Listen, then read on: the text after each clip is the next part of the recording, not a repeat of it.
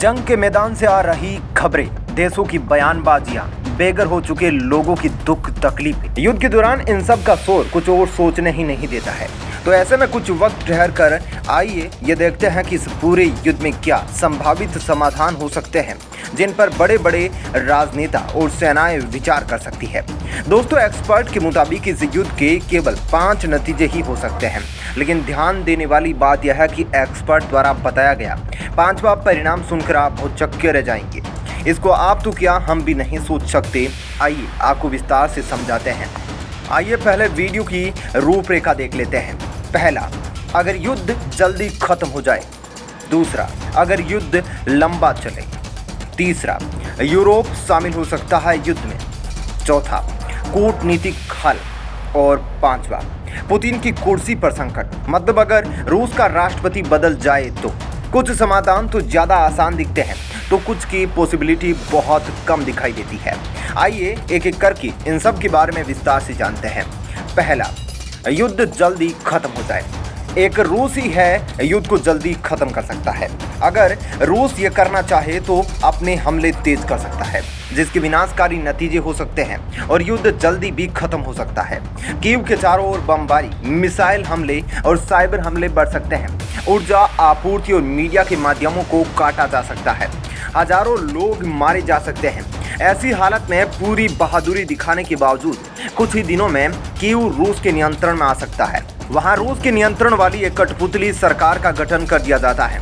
Ukraine के राष्ट्रपति Zelensky की या तो हत्या कर दी जाती है या वो देश के पश्चिमी हिस्से में चले जाते हैं या सरकार बनाने के लिए देश छोड़कर भाग जाते हैं। ऐसे में राष्ट्रपति पुतिन जीत की घोषणा करके अपनी कुछ सेना वापस बुला सकते हैं, लेकिन यूक्रेन पर नियंत्रण बनाए रखने के लिए कुछ सेना वहां छोड़ी जा सकती है। यूक्रेन से हजारों लोगों का पलायन जारी रहेगा और यूक्रेन बेलारूस की तरह रूस का एक सहयोगी राष्ट्र बन सकता है। हालांकि दोस्तों, ऐसा होना असंभव नहीं है, लेकिन यह कई अन्य परिस्थितियों पर निर्भर करेगा और कठपुतली सरकार न केवल अस्थिर होगी बल्कि बगावत की आशंका भी बनी रहेगी। दूसरा, अगर युद्ध लंबा चला, इसकी संभावना अधिक है कि यह लड़ाई लंबी खींच सकती है। रूस की सेना यूक्रेन में फंस सकती है, सैनिकों का हौसला पस्त हो सकता है और आपूर्ति की समस्या आ सकती है।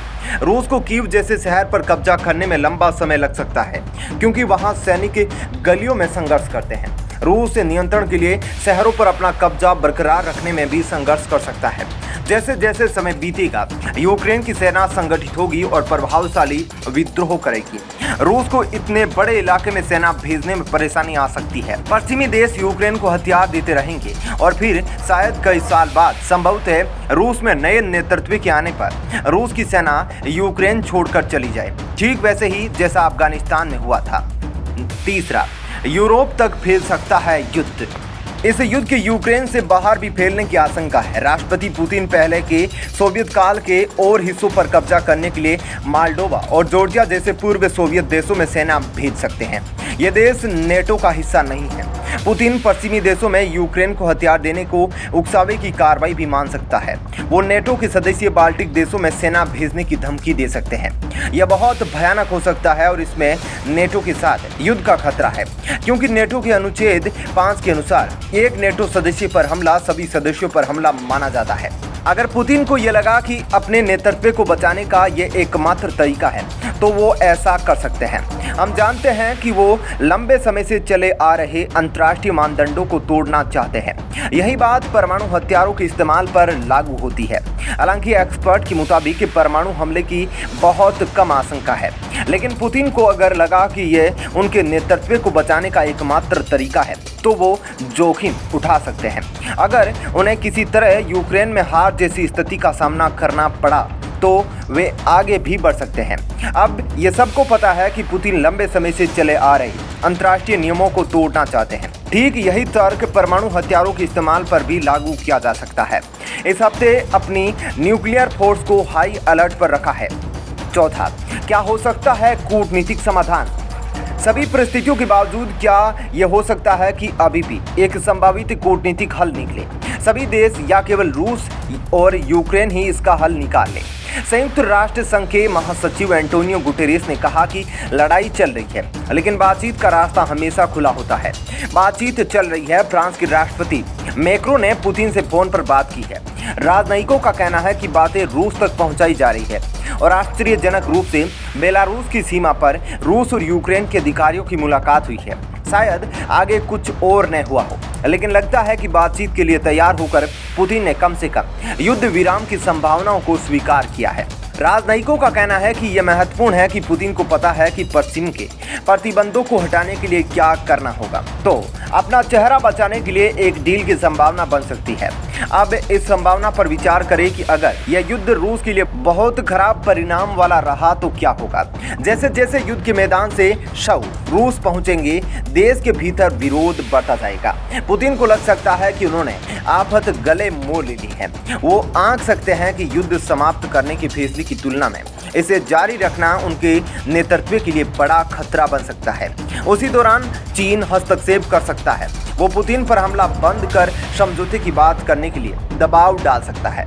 साथ ही वो कह सकता है कि जब तक वो ऐसा नहीं करेगा तब तक चीन तेल और गैस रूस से नहीं खरीदेगा। तब पुतिन को एक नया रास्ता तलाशने की जरूरत होगी।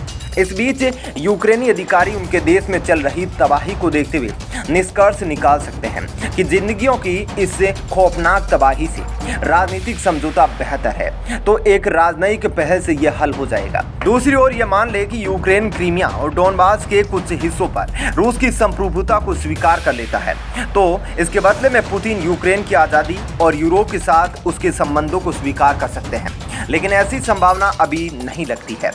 पांचवा, तो क्या पुतिन सत्ता से बेदखल होंगे? युद्ध खत्म करने के लिए रूस की जनता प्रतिनिधित्व बदलने की सोच सकती है, लेकिन अगर ऐसा हुआ तो पुतिन का क्या होगा? जब उन्होंने हमले का ऐलान किया था तब उन्होंने घोषणा की थी कि हम किसी भी परिणाम के लिए तैयार हैं, लेकिन उस नतीजे से रास्ता सत्ता से उनकी बेदखली की ओर गया तो क्या होगा?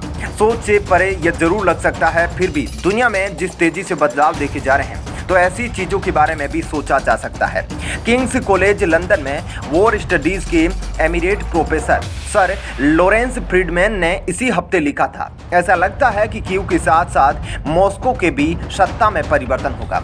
पुतिन के एक विनाशकारी युद्ध का रास्ता अख्तियार किया है। हजारों रूसी सैनिक मरते हैं, आर्थिक प्रतिबंध की मार झेलनी पड़ती है। पुतिन के समर्थकों की संख्या में बेहतरीन गिरावट आती है। संभव है कि विद्रोह का खतरा भी हो। वे विरोध को दबाने के लिए रूस की आंतरिक सुरक्षा का इस्तेमाल करें, लेकिन इससे चीजें ठीक होने की जगह और बिगड़ जाए और पर्याप्त संख्या में रूसी सेना, राजनीति और आर्थिक जगत के शीर्ष लोग उनके खिलाफ हो गए। ऐसे में आपका इस खबर पर क्या कहना है, कमेंट सेक्शन में जरूर बताएं। साथ ही वीडियो को लाइक और शेयर जरूर करें। धन्यवाद। जय हिंद।